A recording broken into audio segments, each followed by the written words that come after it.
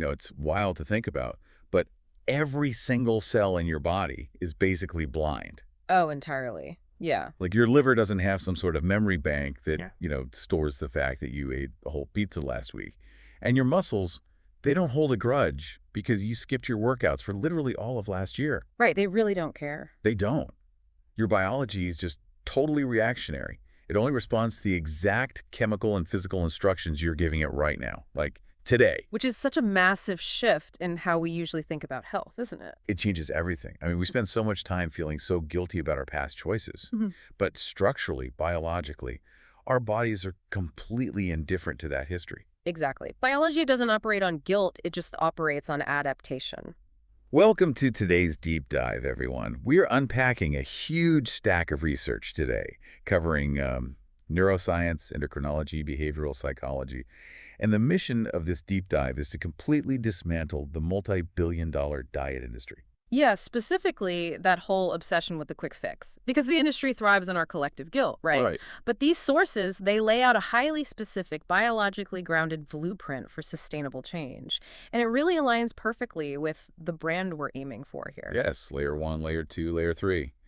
Reality, agency, possibility. Exactly. We are looking at what's going wrong, what you can actually control, and what life can look like if you stick with it.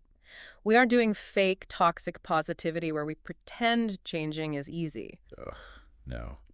But we aren't doing doom either. Right. It's clear-eyed optimism. Better decisions, better systems, a better future. Of that. Yeah. Better systems, better future. And the anchor for all these sources, the sort of core mantra we're going to keep coming back to today, is this beautifully blunt truth that says, you did not get here overnight. And you're not getting out of here overnight. It's heavy when you first hear it. It is. Like, if you're feeling desperate for a change, that sounds incredibly intimidating. But as we dig into the mechanics of human physiology today, I think you'll see it's actually the most liberating news you could possibly get. Because it moves the whole situation out of, this realm of moral failure. Right. Like you're just a bad, lazy person. Exactly. It moves you out of that and firmly into the realm of biological reality. But to understand why that mantra is so powerful, we really have to start with layer 1, the reality. We need to diagnose the trap that pretty much all of us fall into. The mirror moment. Yes. The sources identify this very specific, completely universal human experience. It's that quiet, heavy moment, usually late at night. You're standing in front of a mirror, or maybe you just catch your reflection in a dark window. Oh, man. We've all been there. Right. And the reality of your physical or your mental state just suddenly pierces through all the everyday noise. And you think, how did I let it get this far? It's such a vulnerable moment. Because in that split second of extreme frustration, your immediate psychological reflex is to demand a solution that matches the intensity of how bad you feel. Yes, exactly. You think, I need to fix this by Monday? Like, I need to overhaul my entire life right this second. And the diet and fitness industry has basically built this multi-billion-dollar algorithm specifically to intercept you in that exact vulnerable moment. Oh, they know exactly what they're doing. They swoop in with these seductive, extreme shortcuts. Lose 30 pounds in 30 days, the liquid detox cleanse, the hardcore all-or-nothing lifestyle overhaul. Awfully predatory. It is, but it works because it aligns so perfectly with our modern cultural conditioning. I mean, think about the ecosystem of immediacy we live in. 2-day shipping. Right, 2-day shipping, instant dopamine from your social media feed. You can get hot food handed to you through your car window in 3 minutes. We've systematically trained our brains to expect literally zero friction between wanting something and getting it. So naturally, when we feel the pain of that mirror moment, we just expect instant health. Like it's a product on Amazon. Exactly. But the sources make this fascinating psychological distinction here. When we decide to go on one of those brutal 30-day crash diets, it feels like we're being incredibly disciplined. Oh, totally. You're throwing out all the junk food, you're buying kale, you feel so productive. But the research frames it completely differently. That intense urgency, it isn't discipline at all. It is impatience wearing the mask of discipline. Wow. Impatience wearing the mask of discipline. That hits hard. It's the core deception of the quick fix. True discipline is quiet. It's methodical. It's inherently patient. Impatience is loud and aggressive and demands immediate gratification. When you adopt some punishing workout routine, you aren't showing discipline. You're basically throwing a psychological tantrum. You're trying to force your biology to bend to your impatience. Yeah. Okay, let me push back a little here, or at least play devil's advocate for the listener, because I think this framing is helpful. If my health feels like it's in a crisis, it's easy to view my body like a house that's on fire, right? Sure. And if my house is on fire, I don't want to walk out there and pour a single cup of water on it every day for a year. I want a fire hose. I want the fire out right now. So isn't it completely logical that we reach for that extreme 30-day fix? It's logical, psychologically, yes.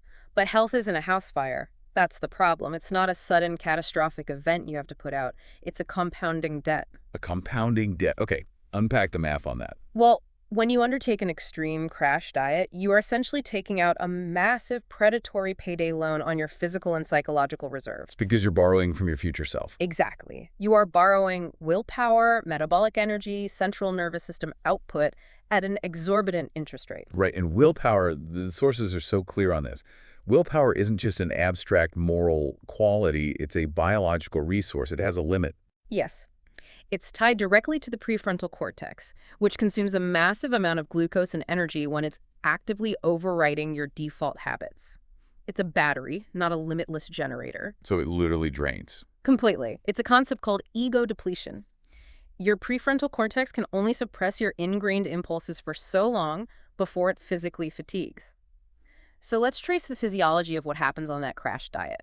Okay. Week 1, maybe week 2, you get this massive influx of dopamine and adrenaline. You feel invincible. You're drinking the green juice. You're up at 5 a.m. You're telling everyone at the office about it. Right.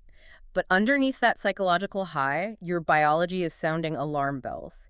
By drastically cutting calories and over-exercising all at once, you are violently spiking your cortisol levels. And cortisol is a stress hormone.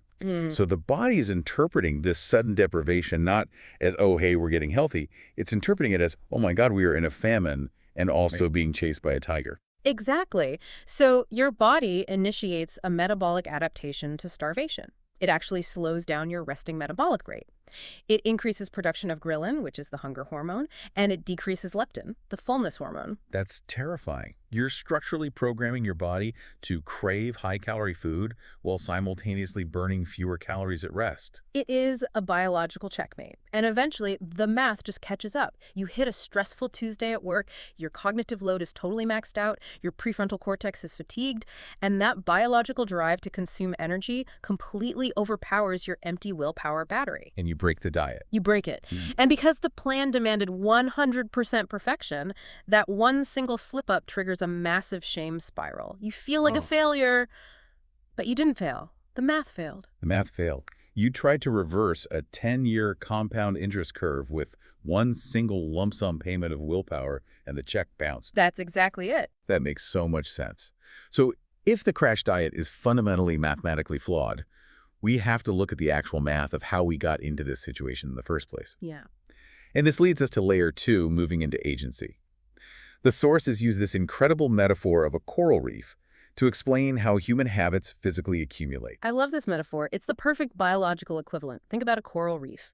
It's this massive, formidable structure, but it isn't formed by a sudden storm or an earthquake. No. It's built by millions of tiny polyps extracting calcium carbonate from the ocean and slowly depositing it layer by microscopic layer over decades. So whatever this issue is for you, if it's excess weight or chronic inflammation, burnout, even financial debt, it was built exactly like that reef. It wasn't one big mistake. It was constructed on thousands of totally unremarkable, forgettable Tuesdays. Right.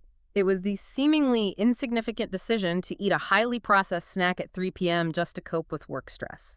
It was the, I'll just watch one more episode decision that shaved an hour off your sleep night after night. Each of those individual decisions was just a microscopic deposit. And in the moment, in isolation, skipping one night of good sleep doesn't alter your biology. It feels totally harmless. Which is why we do it, because it doesn't hurt right then. But human biology is an aggregative system. Over 5, 10, 20 years, those microscopic deposits solidify into a structural reality. And here's the profound reframe from the text.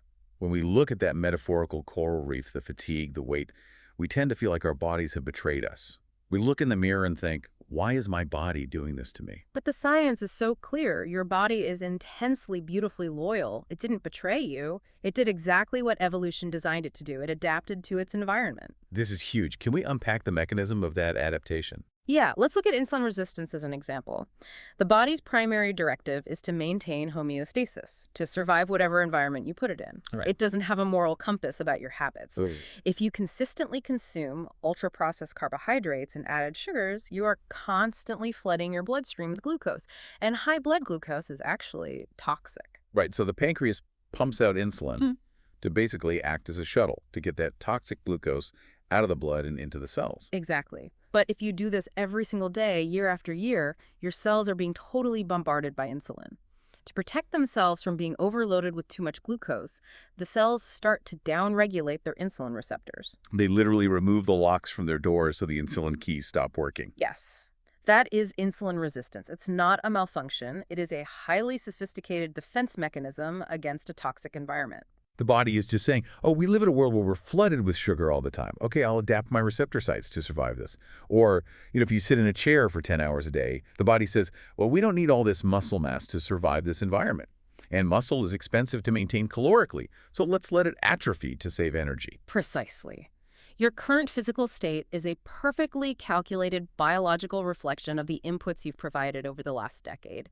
And once you understand that timeline, the total absurdity of the 30-day fix becomes glaringly obvious. It's physiologically impossible. You cannot expect your body to completely rewrite its metabolic structure, rebuild its insulin receptors, and alter its hormonal baseline in a few weeks. It's impossible.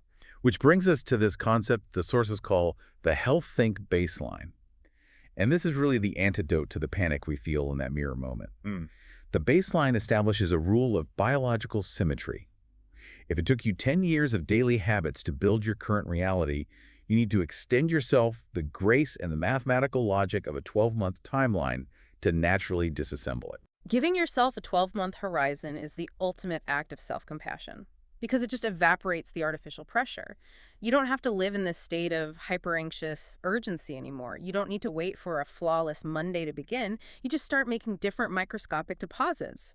And this is where the rubber meets the road. Surviving the psychological landscape of that 12-month timeline is brutal. Oh, yeah. It really is. The sources are incredibly candid about this. They state outright that the slow, sustainable path actually feels worse before it feels better. Why is that? Why does doing the right thing feel like it's producing absolutely zero results? Because you've stripped away the artificial dopamine spikes. When you do a crash diet and starve yourself, you lose like 5 pounds of water weight in 3 days. Your brain loves that immediate feedback. It feels like this massive triumph. But when you choose the sustainable path, say you just swap a soda for water and take a 20-minute walk, the scale doesn't move at all the next morning. Right, because you're making structural changes, not just dehydrating yourself. Exactly. Real structural biological change, like increasing the density of your mitochondria or repairing the endothelial lining of your blood vessels that is completely undetectable to the naked eye in real time. And the human brain struggles with that. The amygdala specifically really struggles with delayed gratification. When we put in effort and see no immediate visual change, the brain interprets that lack of feedback as a threat or as a failure. We think, I did the boring thing, I drank the water, I went to bed early, and the mountain is still there. This must be broken. So how do we hack that psychological resistance? Because we're firmly in the agency layer here. What can we control? The sources say we have to shrink the goal. Yes. Shrink it until it is embarrassingly small. If your new habit requires you to summon massive amounts of willpower every day, it's too big. You're trying to bypass the brain's threat detection system. If you tell yourself, I'm going to run 5 miles every morning at 5 a.m., your amygdala recognizes that as a massive expenditure of energy. It's a huge disruption to homeostasis, so it floods you with resistance and excuses. But if walking for 30 minutes triggers resistance, you shrink it to 10 minutes. And if 10 minutes feels like too much, your goal is literally just to put your working shoes on and stand on your front porch for 60 seconds. It sounds almost ridiculous, I know. But neurologically, it is brilliant. By making the action embarrassingly small, you slip right past the brain's alarm system. The brain goes, well, putting on shoes requires almost zero energy. We can allow that. You establish the neural pathway of the behavior itself before you even worry about the intensity of the outcome. Exactly. Now, to support these embarrassingly small actions, the sources bring in this framework of lead versus lag indicators. And I thought this was fascinating because they take this classic business and economics model and just apply it straight to human physiology. It is arguably the most practical tool in the entire framework. So let's define them. A lag indicator is a delayed measurement of an outcome. Right. Like in business, it's your quarterly revenue. You can't change it on the last day of the quarter. Exactly. And in health, it is the number on the scale. It's your body fat percentage or your fasting glucose levels. It is the visible result of thousands of previous invisible actions. Going back to our metaphor, the lag indicator is the coral reef. You can measure it, you can look at it, but you cannot instantly change it. And the sources are incredibly rigid on this rule. You must stop obsessing over lag indicators. Throw the scale away. Pretty much. Staring at the scale every morning is an exercise in psychological self-sabotage. The scale fluctuates daily based on cortisol, hydration, sodium intake, how well you slept. It is a noisy, delayed metric. The metaphor the text uses here is so powerful. If you plant an oak tree seed, you don't dig it up every single morning to check if the roots grew. Oh, that's such a good visual. Because doing that literally kills the tree. You expose the fragile roots to the air and you destroy the entire process. Stepping on the scale daily when you're trying to shill a metabolic issue is digging up the seed. It just breeds the exact impatience we are trying to avoid. So we ignore the lag indicators and we shift all our obsessive energy to the lead indicators. Right. Lead indicators are the predictive, controllable, daily inputs. You cannot control what the scale says today, but you have 100% control over whether you took a 15-minute walk today. You have total control over whether you drank water instead of soda or whether you turned your phone off at 9 p.m. to get better sleep. So the lead indicator is the tiny polyp depositing the calcium carbonate. Did I make a deposit today? Yes or no? Exactly. But let me play devil's advocate again, because we all know the theory is way easier than the practice. What happens during, like, weeks 3 through 8? The sources specifically highlight this window as the plateau phase, and it is notorious for breaking people. You're hitting all your lead indicators. You're walking, you're sleeping, you're drinking water. And the lag indicators are entirely frozen. Nothing is happening visually. Right. Why did the body do this, and how do we not panic and just run back to the quick fixes? Well, we have to understand the physiology of the plateau. During weeks 3 through 8, the body is doing massive internal remodeling. Your fluid balances are shifting. Your glycogen stores, the carbohydrates stored in your muscles and liver, they are regulating. But more importantly, your body is improving its mitochondrial efficiency before it significantly ramps up fat oxidation. So it's essentially upgrading the engine before it starts burning the fuel. Exactly. You are building the foundation. Think of a bamboo tree. A bamboo seed can sit in the soil for up to 5 years, building a massive, complex, invisible root system underground. On the surface, it looks like literally nothing is happening. Just dirt. Just dirt. And then, once the foundation is set, it can shoot up 90 feet in 6 weeks. The plateau is your root building phase. The plateau is not evidence of failure. It is the physiological prerequisite for sustainable change. The sources mention that the people who survive this phase, the ones who actually make it to 6 months, they always look lucky or naturally gifted to everyone else. But the truth is much less glamorous. They aren't special.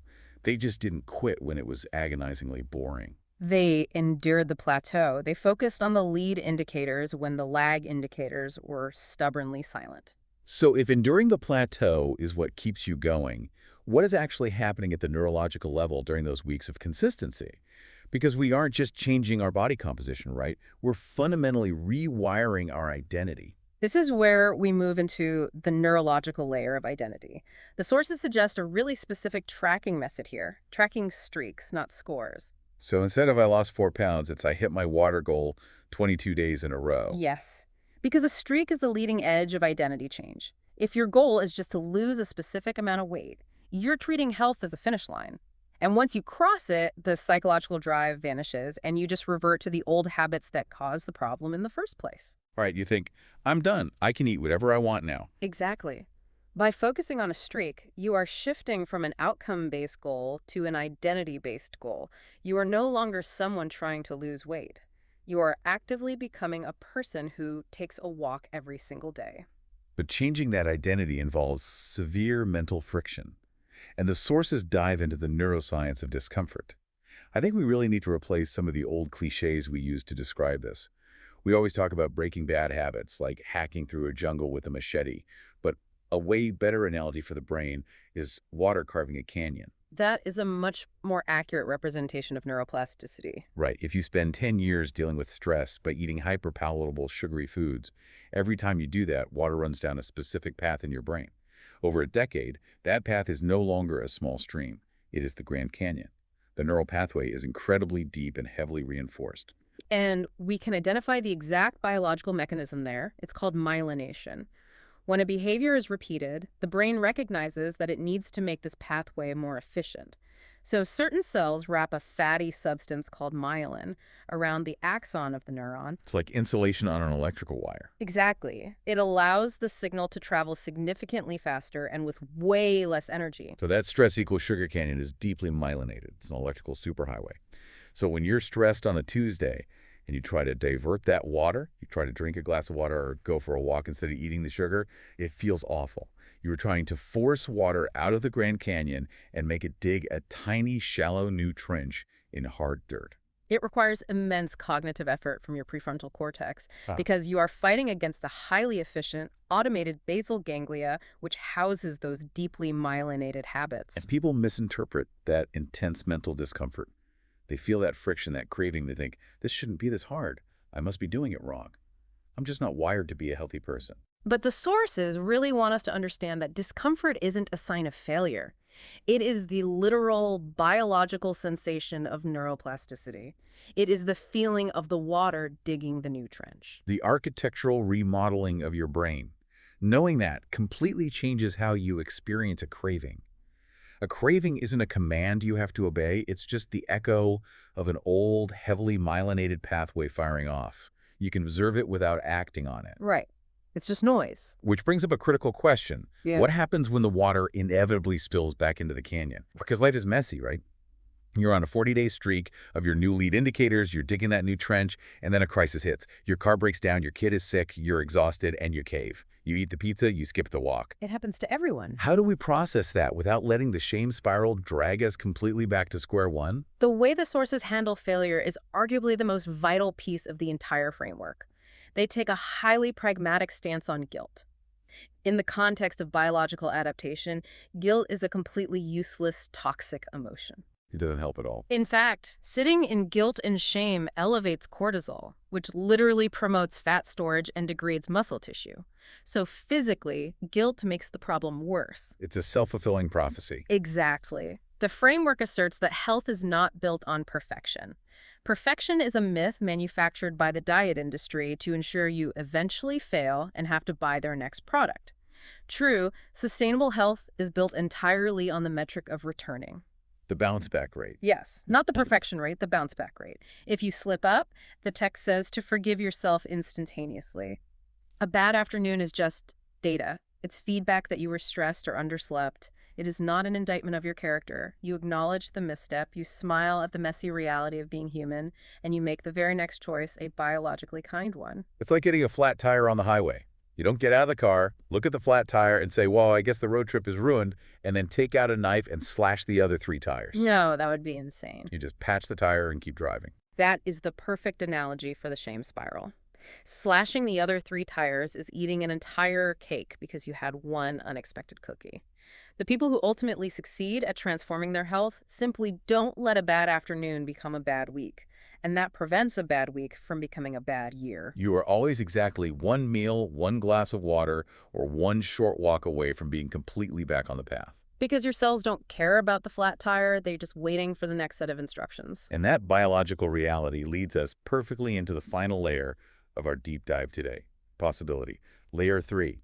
If we can internalize the math of the coral reef, if we focus obsessively on lead indicators, endure the plateau, and master the art of the quick return, what is actually happening under the hood? The sources dive into the biology of cellular turnover, and this fundamentally shifts the narrative from a quick fix to a long-term structural rebirth. This is the science of cellular turnover, and it is incredibly empowering. We tend to view our bodies as static objects, like a statue carved out of stone that's just slowly chipping away over time. But physiologically, your body is a highly dynamic, continuous event. It is a living, breathing project, and it is never finished. Never finished. I love that phrasing. We are constantly in a state of becoming. Literally. Through the processes of mitosis and apoptosis, cellular division, and programmed cell death, your body is continuously tearing down old infrastructure and building new tissue. The timeline varies depending on the organ, like the cells lining your stomach turn over every few days because it's such a harsh, acidic environment in there. Really? Your skin cells replace themselves roughly every 30 to 40 days. Your red blood cells live for about 120 days. And your liver, which is the primary metabolic engine of your body, completely rebuilds itself every 300 to 500 days. So when we talk about a 12-month or even a 180-day timeline, we aren't just picking arbitrary dates to sound patient. We are aligning our psychological expectations with the actual biological schedule of cellular turnover. If we zoom in on that 180-day mark, 6 months of consistent, embarrassingly small lead indicators, the sources map out exactly what transforms. And they start with mindset. Mindset is usually the first structural shift. Within 180 days, you have accumulated enough data to realize that a single bad meal didn't ruin your life and a single good meal didn't fix it. The hyperanxiety just dissolves. Yes. You establish a baseline of neuroplasticity where the new habits, the daily walk, the water, they no longer require massive willpower. The new trench has been dug deep enough that the water flows there naturally. And then there is energy. The sources detail how swapping out ultra-processed foods for single-ingredient whole foods fundamentally alters your biochemistry. Let's look at the mechanism there. Ultra-processed foods are scientifically engineered by food corporations to achieve the bliss point. That's the perfect ratio of salt, sugar, and fat to bypass your satiety signals and spike your dopamine. But this causes violent fluctuations in blood glucose.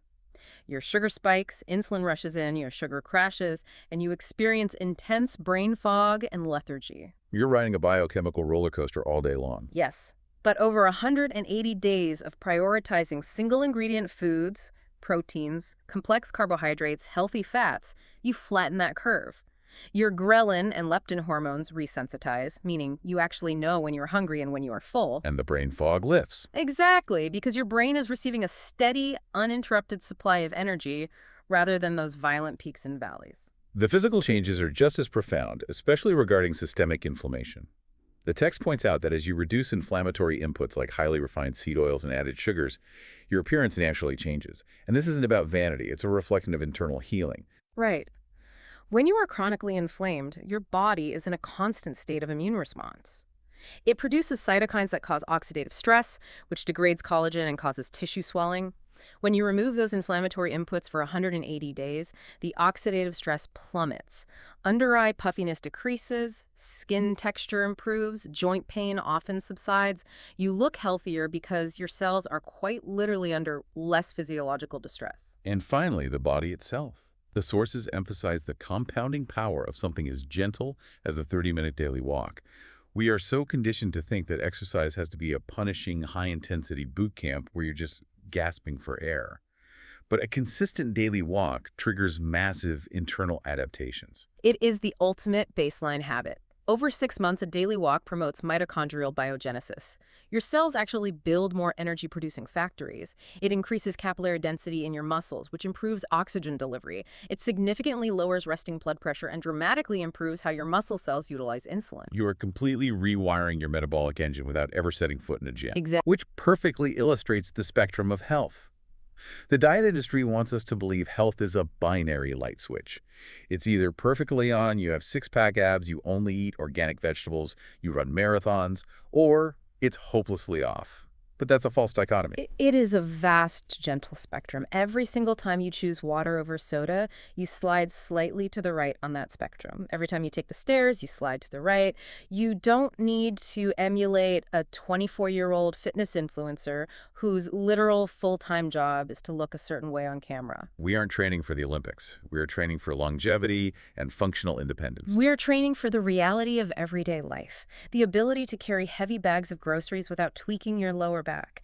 The ability to sit on the floor and play with your children or grandchildren and possess the mobility and strength to get back up without pain. We are fortifying the physical vessel so that you can buy yourself an extra decade of high-quality, independent life. That is the ultimate why. As we bring this deep dive to a close, I want to summarize the profound theme that weaves all these biological and psychological threads together. The sources phrase it in a way that I think deserves to be written on a sticky note on every bathroom mirror. They say that every healthy decision you make is not a punishment for what you ate yesterday. Let me say that again. It is not a punishment. It is a direct, profound love letter to your future self. It is an investment of biological capital. And if you take away nothing else from this hour, let it be this. You are not hopelessly behind. You are simply in the middle of the process. And the middle is exactly where the foundation is poured. The exact same slow, boring, aggregative math of the coral reef that built the mountain you're standing in front of today will, with total mechanical indifference, dismantle it. The math doesn't care which way it is running. The process works perfectly in both directions. The process runs in both directions. If microscopic deposits over time built the problem, microscopic deposits over time will build the solution. So to you, listening right now, you did not get here overnight. You are not getting out of here overnight.